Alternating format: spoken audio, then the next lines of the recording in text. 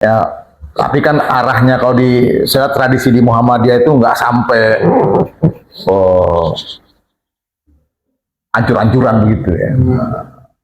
Jadi kalau saling apa namanya mengeluarkan pendapat, ide dan segala macam, tentunya ini menjadi hal yang baik menurut saya ya. Nah, buat pengembangan ilmu, kemudian bagaimana dia menyikapi suatu fenomena politik atau hal-hal lainnya ya. Tapi yang penting itu bisa ngerogoh hatinya. Bukan soal logika. Logika sekarang ya penting, tetapi ada sesuatu yang tidak logis. Tetapi itu mengena gitu loh. Dan itu sejarah tidak seperti jalan tol yang lurus-lurus itu ya. Dia bisa.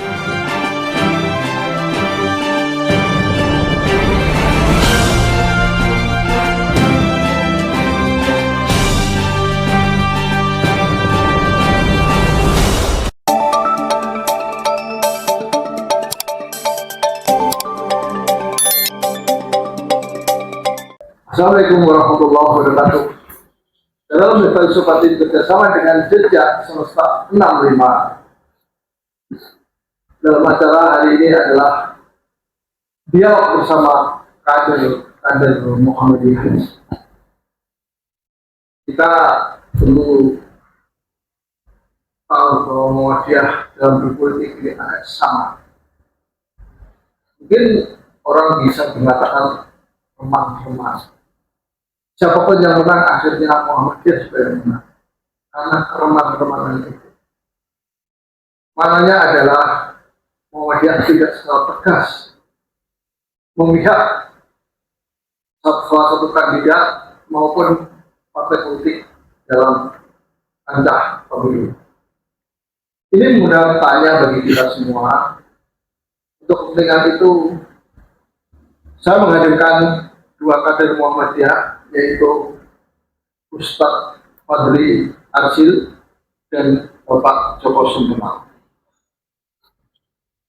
Kita berharap bisa menangkap apa yang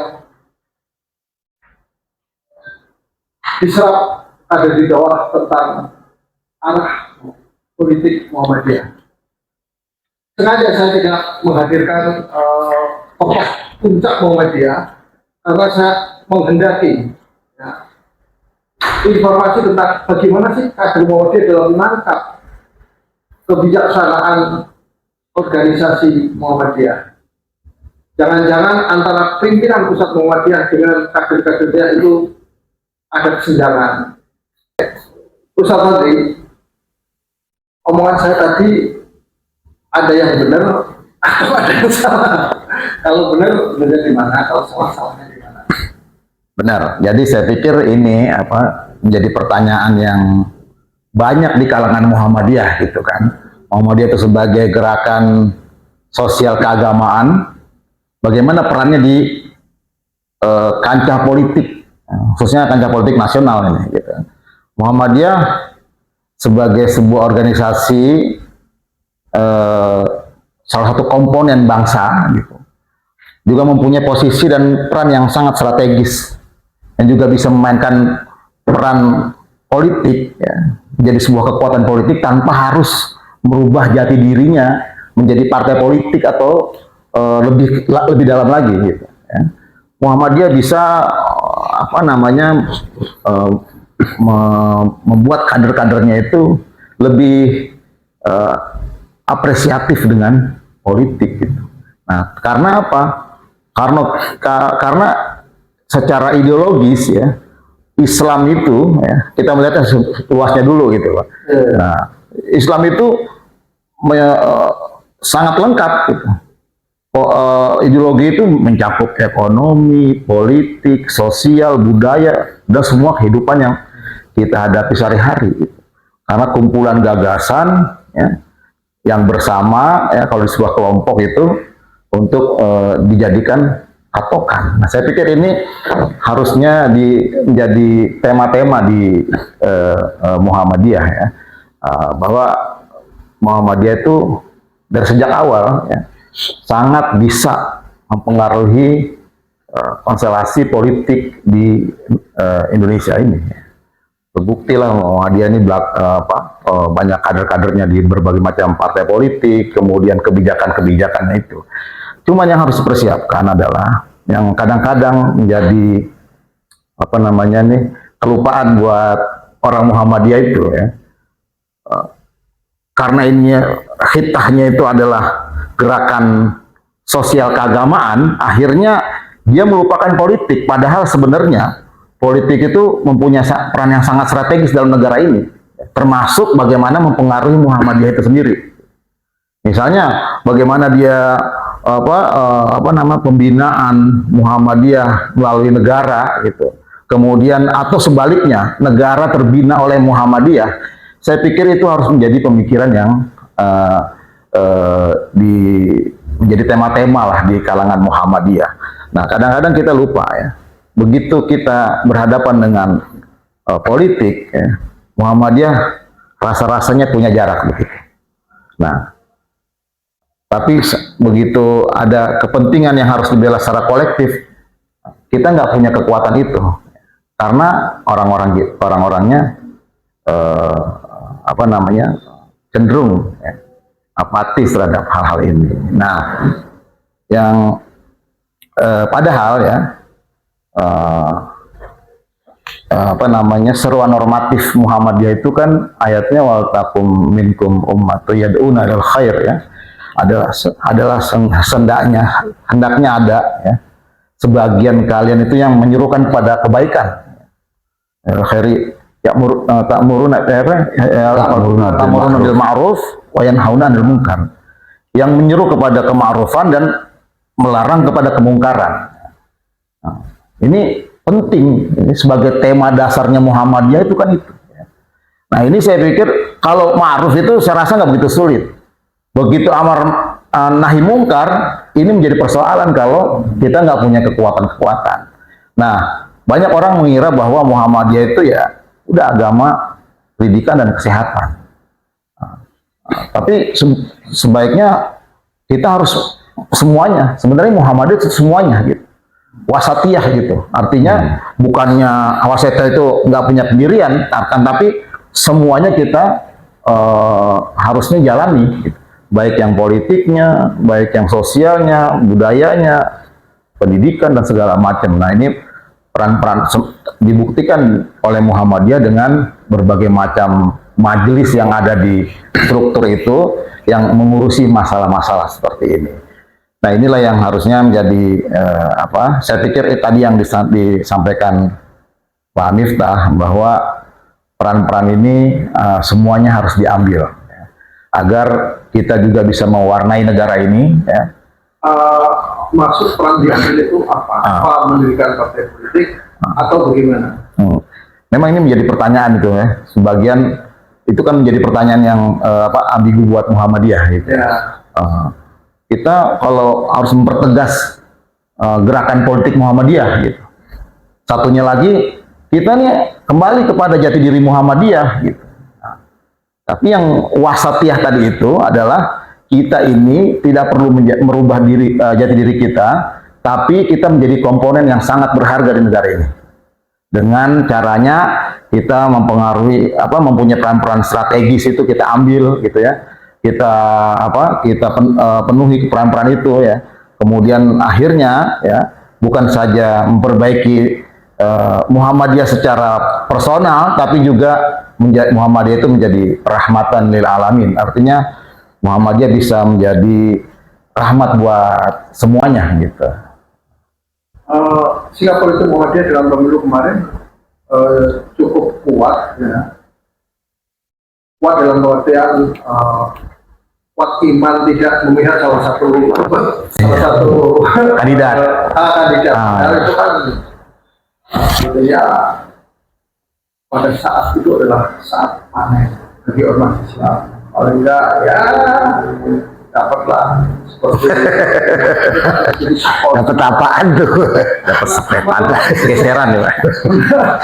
Anda gimana itu? Ya kalau saya pikir itu Muhammadiyahnya itu nggak usah ikut-ikutan secara organisasi. Tapi kalau kader-kader Muhammadiyah ikut partisipasi dari berbagai kandidat, ya saya pikir nggak masalah karena implementasi. Nah itu artinya seperti yang Anda bilang tadi, sesungguhnya kan kita memang tidak membutuhkan partai politik. Sesungguhnya partai politik yang ada ini, mungkin beberapa partai politik itu sudah mewadahi kepentingan Muhammadiyah, kepentingan amar ma'ruf nahi munkar, kepentingan Muhammadiyah yang rahmatan lil alamin. Iya, menurut saya pribadi ya, nggak usah Muhammadiyah merubah jati diri menjadi sebuah partai politik gitu. Karena nanti banyak interaksi yang tidak menarik, saya menurut begitu ya. Jadi menurut Anda, keputusan Muhammadiyah untuk tidak memilih salah satu kandidat itu sudah benar? Sudah benar. Oke, terima kasih. Nanti kita kembali lagi. Sekarang Pak Joko, gimana Pak Joko? Bagaimana Anda menangkap ideologi politik Muhammadiyah? Mungkin saya agak membawa ini kepada perspektif historisnya, bahwa saya ingin bertanya bahwa adakah organisasi yang lahir secara langsung atau tidak langsung juga reaksi terhadap politik etisnya Belanda waktu itu. Selain Muhammadiyah memang masih ada. Oke, Taman Siswa masih ada. Tetapi ya begitu-begitu aja. Jadi Muhammadiyah ini masih bisa bertahan karena Muhammadiyah itu punya 1000 wajah. Jadi orang bisa saja, sekelompok orang melihat Muhammadiyah itu organisasi dakwah dalam pengertian ya ngopeni ya ibadah makdo itu dengan PHBI-nya, tapi ada juga yang melihat oh Muhammadiyah itu sekolahan, oh Muhammadiyah itu rumah sakit, panti asuhan dan segala macam. Tapi sering orang melupakan bahwa Muhammadiyah itu juga berkiprah di dalam lapangan politik, lapangan kenegaraan. Sebagai contoh, Kiai Ahmad Dahlan dengan salah satu muridnya yang paling militan ya yang lain juga selain militannya ada Pak Haji Bahrudin. Itu yang menyelamatkan syarikat Islam. Dan bahkan pada tahun 1918 dalam kongresnya di Solo itu Pak Kiai Dahlan ini menjadi komisaris syarikat Islam. Dia bersahabat dengan waktu itu syarikat Islam itu kan anggotanya itu banyak dari orang-orang komunis masuk situ, orang-orang santri. Jadi kok syarikat Islam jangan dilihat seperti sekarang ini organisasi Islam ya. Bisa waktu itu satu orang bisa mempunyai kartu anggota banyak kartu anggota bisa masuk ke sana kemari. Hanya 1923 ada disiplin partai. Nah itu nggak boleh kalau yang sudah dari Islam nggak boleh karena gara-gara PKI mendeklarasikan sebagai partai politik pada tanggal 3 Mei 1920 itu. Itu gara-garanya itu. Dan gara-gara itu syarikat Islam susut. Dan siapa yang membela syarikat Islam? Yang membela adalah Muhammadiyah. Sampai-sampai kantornya itu diboyong, diopeni. Bahkan Pak Haji Cokraminoto juga meninggal di Jogja. Itu yang melindungi lahir batin, itu yang material, moral, dan itu Muhammadiyah. Dan itulah kewaspadaan pendiri Muhammadiyah, ya terutama Kiai Dahlan, bahwa Muhammadiyah tidak mau menjadi partai politik meskipun sudah didesak oleh Haji Agus Salim. Kan kita tahu bahwa Pak Haji Agus Salim itu adalah godfather-nya politik Islam di Indonesia. Siapa yang tidak pernah belajar sama dia? Pak Rom, Pak Nasir, semua itu muridnya Kiai, muridnya Pak Haji Agus Salim itu. Nah itu. Jadi Muhammadiyah mempunyai jejak politik yang akhirnya juga membawa kemanfaatan terhadap bangsa, tetapi juga menyelamatkan keseluruhan Muhammadiyah sebagai organisasi yang tadi disebut Ustaz Fatih Arsyil, organisasi dakwah dengan Surah Ali Imran itu 103 atau berapa itu ya, ta'muruna bil ma'ruf wa tanhauna 'anil munkar wa ulaika humul muflihun. Dan itu kemudian dilanjutkan sama Mas Kunto Wijoyo, ukhrijat linas khairu ummah. Jadi sebagai umat yang baik tetap aja kalau kamu beriman, berbuat baik dan mencegah ma'ruf. Memang ada orang yang pinternya ngajak ma'ruf terus, takut terhadap mencegah mungkar. Termasuk ayah saya itu mendirikan masjid itu namanya Masjid Amar Ma'ruf, sehingga pengajian Isya ini kok namanya cuman Amar Ma'ruf, kenapa tidak pakai nahi mungkar? Itu saya nggak tahu, karena kami berdirikan masjid di atas kuburan Cina di tengah-tengah golongan komunis yang kita tahulah di Lagu Klaten, bahwa itu pasti tahu.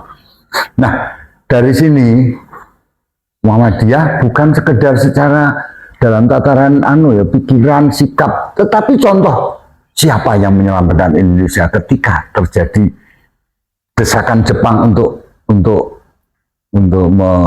mencoret 7 kata itu. Itu kan masa rawan itu.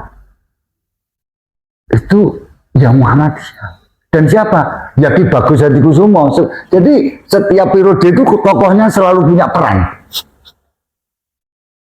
Dia minta, saya tidak rela kalau ketuhanan dengan menjadi syariat dipotong dengan menjadi syariat Islam hanya tinggal ketuhanan toh. Beliau kan bilang bahwa harus ada yang Maha Esa, gitu, yang Maha Esa, dan tidak mau di belakangnya itu Profesor Supomo dan murid-muridnya Tehar yang menganggap Islam itu harus tunduk pada hukum adat. Itu dimasukkan dalam ideologi negara, ideologi falsafah. Jadi berketuhanan itu harus menurut kemanusiaan gitu. Pikir nggak bisa.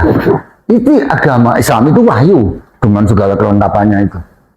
Dan itu kemudian dicoret kata menurut itu, seret, koma, kemanusiaan yang adil dan beradab. Dan itu berakibat pada kelahiran Kementerian Agama dan segala macam. Itu pertama. Yang kedua, gegeran lagi konstituante 2 tahun. Konstituante tidak bisa bergerak merumuskan, sehingga kan tentara ini kan sampai Bung Karno juga ngeluh bahwa di samping partai politik yang perlu mau saya kubur karena jengkelnya sama bertikai, tapi juga nyindir halus. Sekarang ini apa-apa itu baju hijau.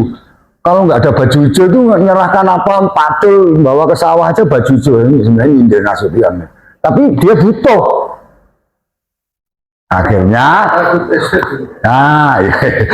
jadi akhirnya meskipun ini bukan ketua Muhammadiyah, ketuanya waktu itu tahun 50-an 9 tuh siapa ya kira-kira, masih ingat ya? Itu, tapi yang kalau yang masa setelah itu kan ya Ahmad Badawi. Ya, waktu itu yang berperanan justru orang Muhammadiyah yang ada di dalam pemerintahan, dan waktu itu menjadi Perdana Menteri. Dan dia dari awal sudah selalu menjadi menteri. Di Indonesia hanya satu-satunya menteri yang tidak pernah putus sampai Perdana Menteri, itu namanya Insinyur Juanda, pendiri AMES Muhammadiyah pertama di Indonesia di Keramat 49 ini. Dia mendirikan dan dia menjadi kepala.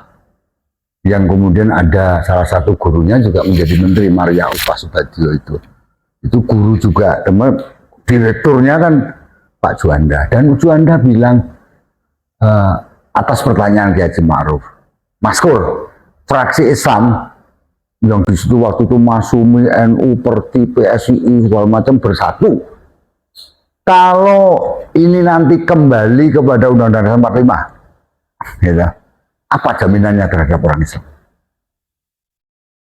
Saya nggak mau dikibulin lagi, dihapusin mana? Ya Haji Maskur. Pak Juanda bilang, jangan khawatir Pak Kiai, bahwa Undang-Undang Dasar 45 itu kembalinya itu pakai pintu itu penting. Diktumnya adalah bahwa Piagam Jakarta menjadi satu kesatuan dengan Undang-Undang 45 dan menjiwai. Dan ini kemudian dipakai dengan sangat bagus oleh Pak Munawir. Peradilan agama segala macam ini. Kemudian undang-undang zakat ini. Ada undang-undang zakat kalau kita bayar zakatnya itu sekian bisa restitusi kepada pajak dan haji dilindungi semua. Sebenarnya kalau seandainya tokoh-tokoh Masumi masih hidup sekarang, melihat umat Islam pemerintahan sekarang ini, kan dulu ceritanya setiap kantor ada masjid, setiap ini dilindungi, pendidikan semua sudah, ya tujuan Masumi ini sudah kelakon, sudah terlaksana. Nah inilah peran Muhammadiyah yang sangat penting. Dan memang Muhammadiyah ada yang bilang nggak jelas, terlalu apa ya? Ya bukan begitu memang.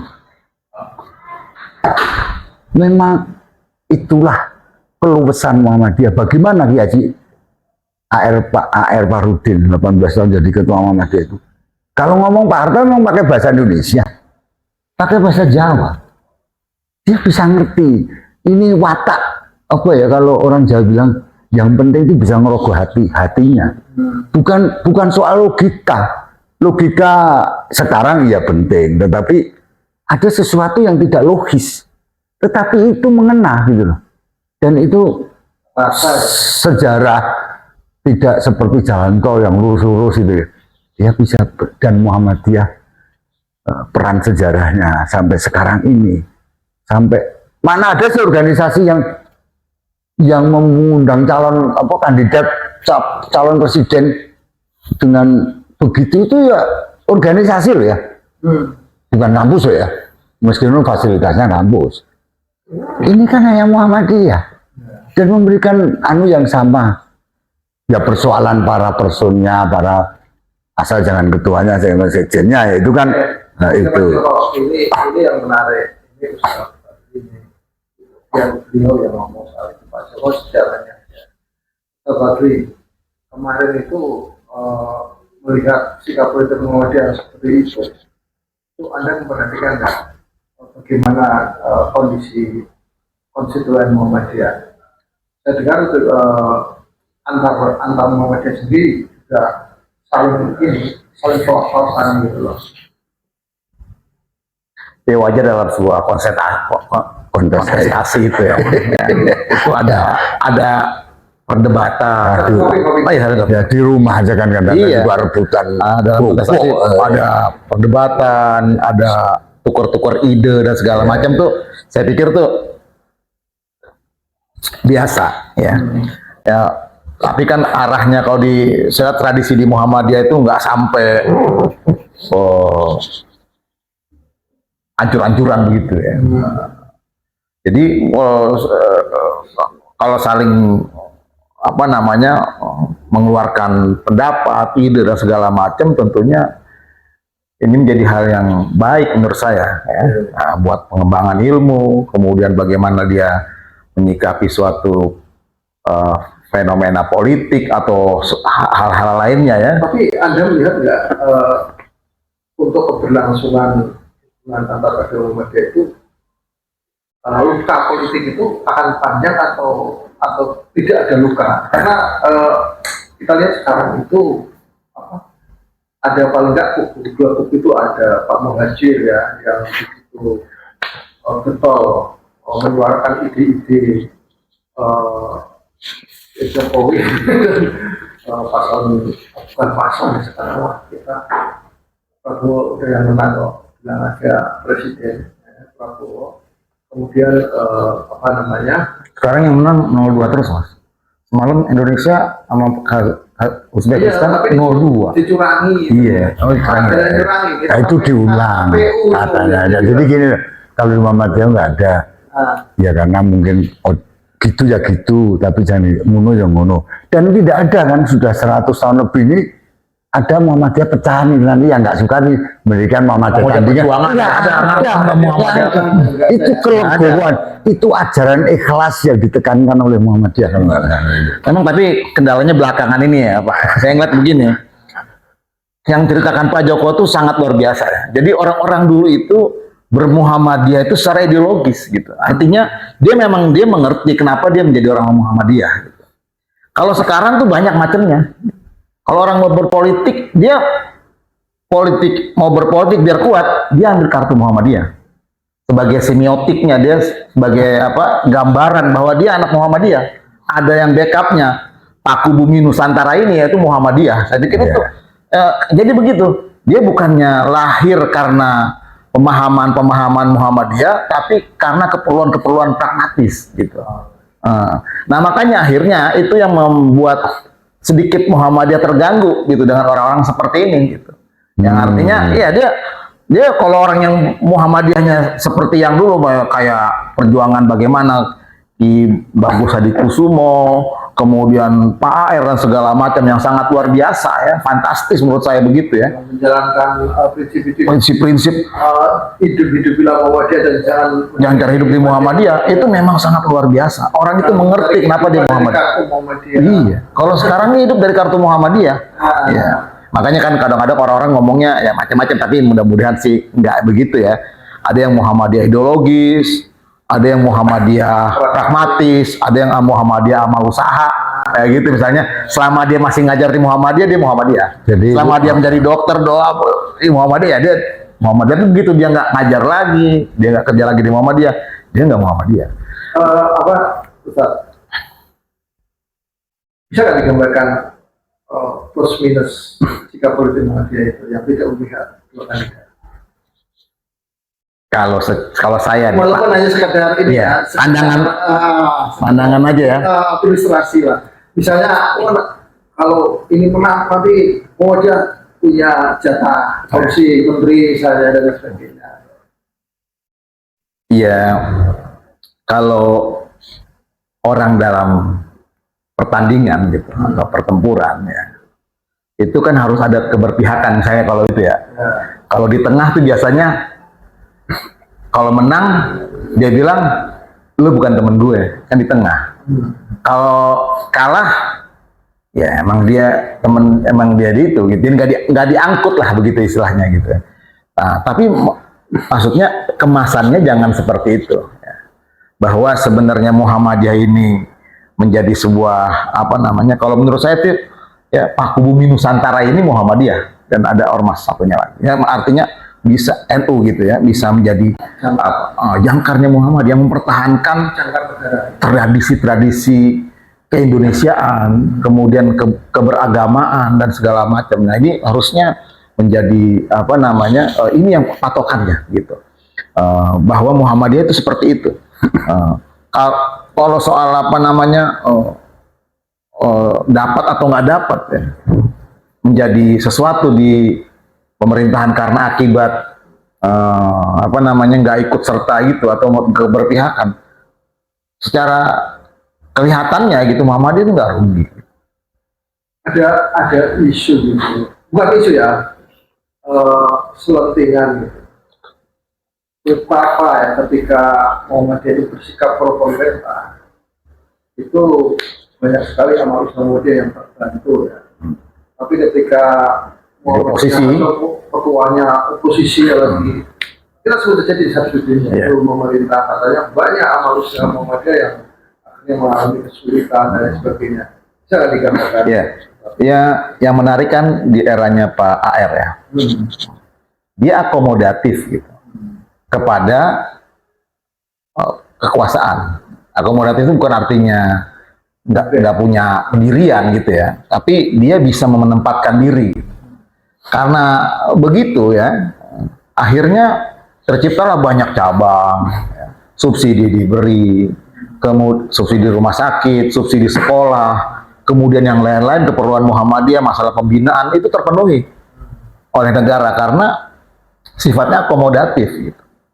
Tapi kalau sifatnya anti atau jadi oposisi ya karena anti dan oposisi itu dianggap bukan teman kan begitu. Yang nggak dapat subsidi, nggak dapat pembinaan, nggak dapat itu. Padahal sebenarnya warga Muhammadiyah itu bayar pajak. Nah pajaknya bukan digunakan kembali kepada Muhammadiyah, tapi buat orang lain. Nah ini sebenarnya harus ini kan arsitekturnya dibuat seperti itu. Harusnya dia akomodatif. Bukannya nggak punya pendirian, tapi bisa menjadi mitra ya. Satu saat bisa menjadi mitra yang baik ya, satu saat lagi bukan yang nggak baik tapi bisa menjadi mengkritisi gitu, soal apa namanya tanpa takut-takut gitu. bahwa kalau misalnya harus ada yang ditegakkan sesuatu yang benar, maka dia harus berani gitu. Nah, pimpinannya Abu Dhabi, Iya. sehingga Iya. Sehingga menjadi mitra ya. Mitra itu dalam berbagai macam arti, dalam artian yang luas ya.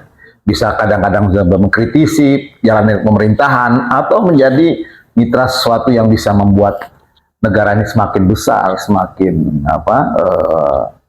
bermartabat segala macam. Sesungguhnya Muhammadiyah sudah melakukan itu sejak lama. Tadi yang diceritakan oleh Pak Joko ya, bagaimana dari awal Muhammadiyah itu berdiri ya, kemudian akhirnya bisa berkontribusi ya kepada negara ini, bukan hanya sekedar soal pendidikan dan kesehatan, tapi soal bagaimana negara ini didirikan ya, bagaimana landasan negara ini dibuat. Nah itu sebenarnya udah sangat luar biasa. Oke, kita kembali ke yang tadi sikap akomodatif. Terus saya Profesor Haidar Nasir sangat akomodatif terhadap pemerintahan Jokowi misalnya. Walaupun mungkin ya pimpinan Muhammadiyah yang lain ada, tapi di sana ada Muhajir Effendi pemerintah. Iya.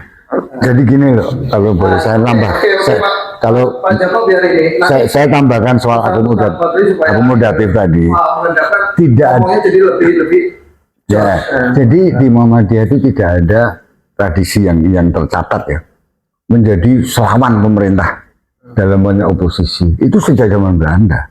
Dan itulah kalau 1-2 orang Muhammadiyah tokoh bisa begitu, yaitu wajar karena ibaratnya di dalam sebuah taman itu kan terdapat banyak bunga, terdapat bunga yang indah kan tidak selalu pasti ada durinya juga, itu biasa.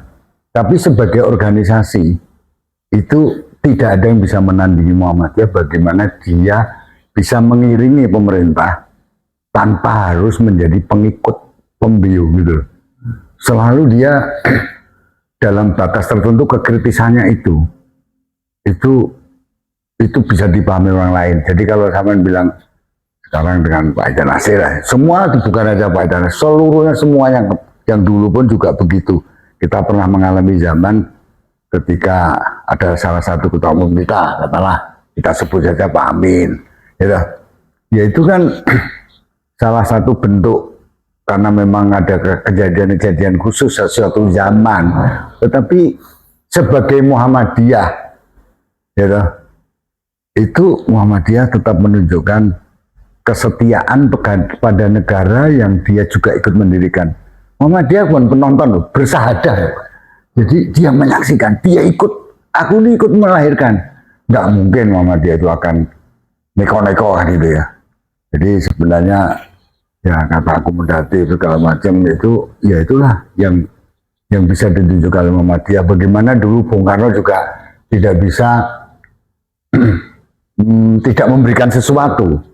Zaman Menteri Sosialnya diberikan pada Pak Mulyadi Jawamartono.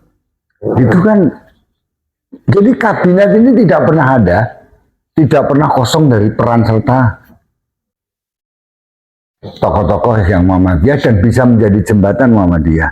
Katakanlah seperti Pak Daud Yusuf dulu pernah punya bahwa guru-guru negeri yang diperbantukan pada sekolah-sekolah Muhammadiyah akan ditarik. Pak Harto nggak usah, udah ngerti.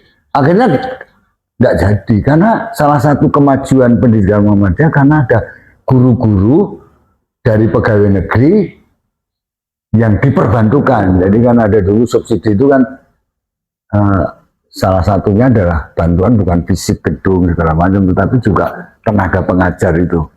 Dan saya kira simbiosis mutualisme yang sangat bagus antara organisasi Islam dengan pemerintah yang Muhammadiyah. Anda tahu bahwa NU itu selama 32 tahun nggak diberi apa-apa sama Pak Harto. Dan itu melahirkan tulisan Martin Buenasen itu yang dari Ursadi. Radikalisme tradisional. Itu ada bukunya. Dan di situ kita bisa baca bagaimana sikap saudara kita ini pernah diperlakukan kayak gitu. Karena memang itu karena dia waktu itu pernah sempat jadi partai politik.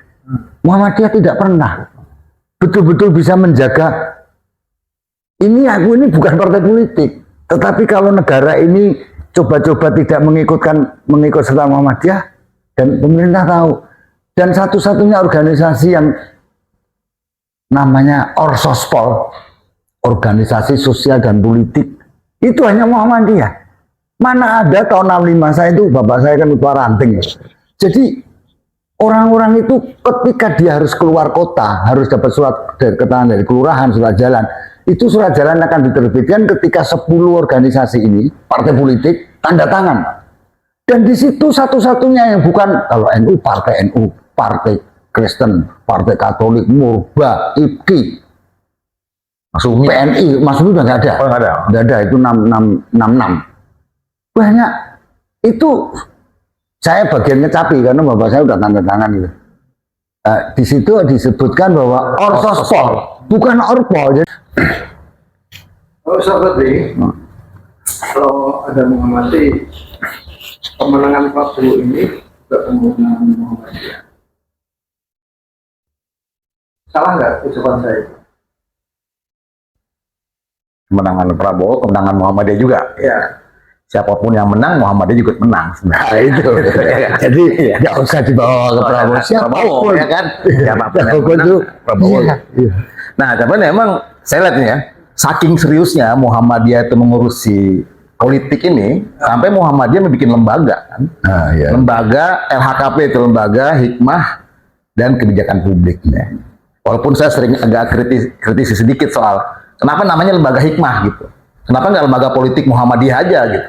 Kan kalau hikmah ini terminologinya orang kalah kan, ya gitu kan. Ya udah dengan kekalahan ini kita ambil hikmahnya aja, gitu kan. Ya gitu kan. Nggak ada orangnya dengan kemenangan ini. Jadi ini hikmah itu kayak kayak justifikasi atas kekalahan ya. Iya, nggak ada orang menang bilang ini dengan kemenangan ini kita ambil hikmahnya aja. Nggak ada, jarang gitu. Nah, jangan-jangan gara-gara itu Muhammadiyah sering kalah politiknya gitu kan, karena namanya lembaga hikmah gitu kan. Nah, harusnya itu lembaga politik Muhammadiyah aja, kenapa? Ini menjadi pertanyaan di masyarakat. Misalnya kita bilang, ente di Muhammadiyah sebagai apa? Saya sebagai LHKP, lembaga hikmah. Kenapa enggak siasah ya? Itu apa? Siasah. Hikmah itu apaan gitu? Ini lembaga politiknya Muhammadiyah. Kenapa nggak namanya langsung lembaga politik Muhammadiyah? Tadi ini saking seriusnya Muhammadiyah ngurusin politik sampai dibuat seperti itu, ya. Ya walaupun saya itu cuma kelakar saya, tapi itu saya pikir itu penting juga untuk dirubah supaya nggak banyak pertanyaan. Nah ini itu kan sebenarnya sebagai lembaga pembekalan buat kader-kader Muhammadiyah yang akan berinteraksi dengan politik, gitu kan. Nah, harusnya itu berfungsi seperti itu, dibekali. Nah, ente dari partai ini, dari partai mana aja, ya. Ketika kalian jadi, ya, jangan lupa jati diri sebagai orang Muhammadiyah. Ketika ada kepentingan Muhammadiyah yang harus dibela secara kolektif, dia harus bisa sama-sama, walaupun dengan berbagai macam warna kepartaian itu. Ya, kalau dilihat di DPR itu dulu ada 175 fraksi Muhammadiyah gitu, ya, dari berbagai macam partai.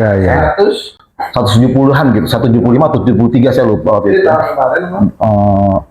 Periode yang kemarin, dua periode yang lalu ya, saya lupa waktu itu. Saya masih jadi tenaga ahli di DPR tuh, yang mengaku Muhammadiyah itu ada 170-an gitu. Nah, tapi begitu ada kepentingan Muhammadiyah yang harus dibela secara kolektif, kadang-kadang nggak bisa satu suara. Nah, karena ya itu tadi, karena masalahnya barangkali pembekalannya belum tuntas.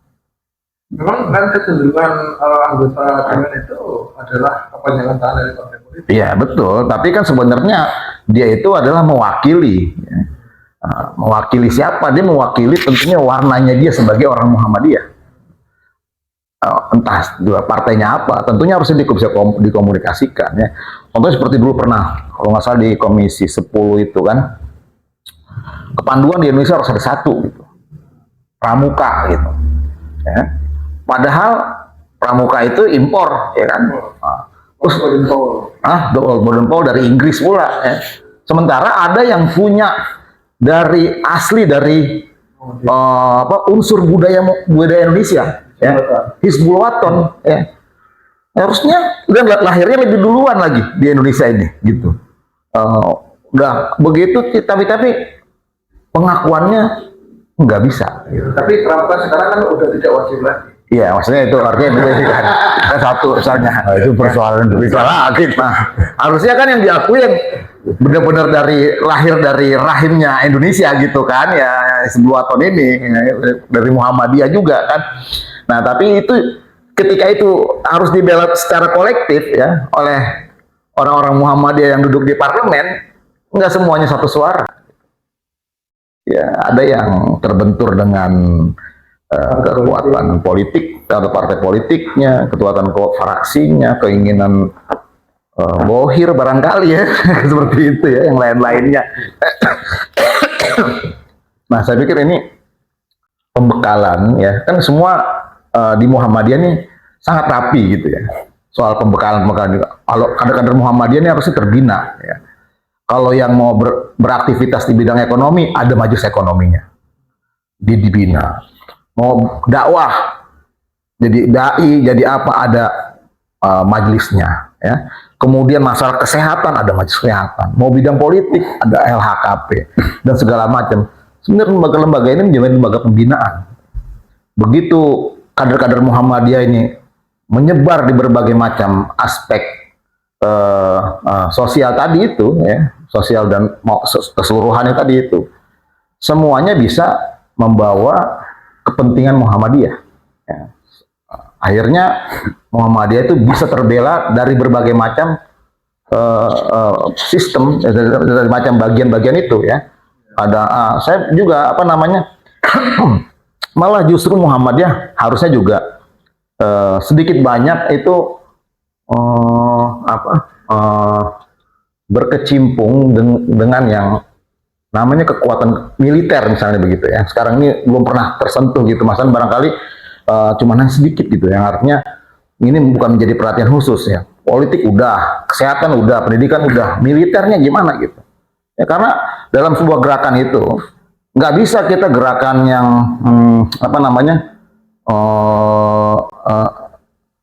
kultural aja gitu. Tapi bukankah banyak alumni SMA Muhammadiyah dan Iya, tapi maksudnya kelembagaan itu kan belum ada. Misalnya ada lembaga militer misalnya begitu ya. Artinya apa yang perhatian Muhammadiyah khusus pada itu gitu kan. Atau Muhammadiyah mempunyai gerakan yang luar biasa, misalnya pendidikan kokam menjadi lebih besar lagi begitu secara pengetahuannya gitu ya.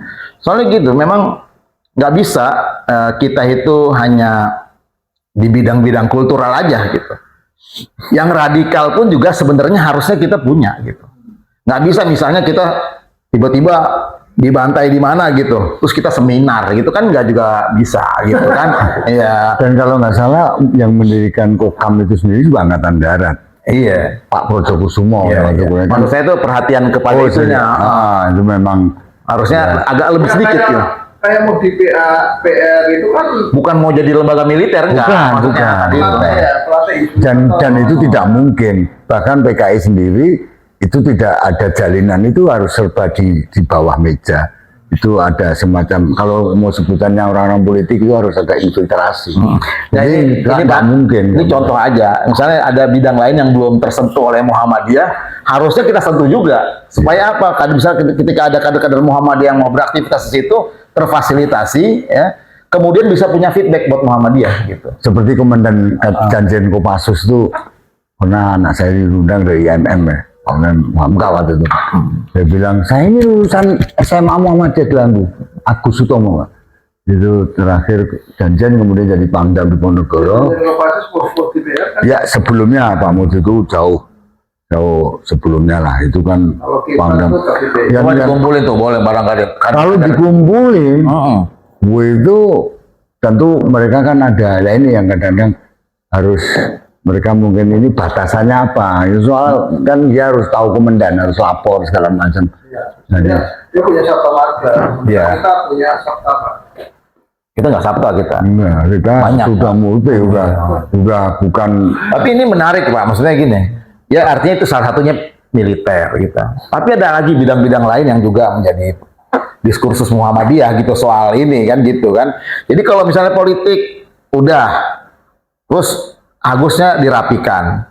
Kemudian nanti militernya, maksudnya militer bukan menjadi kekuatan militer kita Ya, punya bukan. senjata buat perang segala macam ya, tapi semua itu kan harus ada askariyahnya kita nih. Kita bagaimana Nabi menyuruh kita untuk latihan memanah, berkuda, berenang dan segala macam itu sunnah gitu. Artinya itu sunnah-sunnah itu harusnya menjadi bagian perhatian yang Pemirsa, kayaknya itu bisa nanti kita bahas lebih detail lagi. Sahabat MHY dan juga semesta 65, sikap politik Muhammadiyah berada di tengah. Dan seperti yang Anda dengar bersama, itulah sikap dan cara tangkap kader-kader Muhammadiyah di level menengah. Ini Muhammadiyah memiliki lembaga hikmah yang diharapkan menjadi semacam wahana penggodokan bagi kader-kader Muhammadiyah dan terjun ke politik. Mungkin bagi kita adalah berharap sangat besar terhadap kader-kader Muhammadiyah. Paling tidak jangan korupsi. Kalau memang tidak bisa memerangi korupsi yang sudah telaten di Republik ini. Demikian, terima kasih. Wassalamualaikum warahmatullahi wabarakatuh.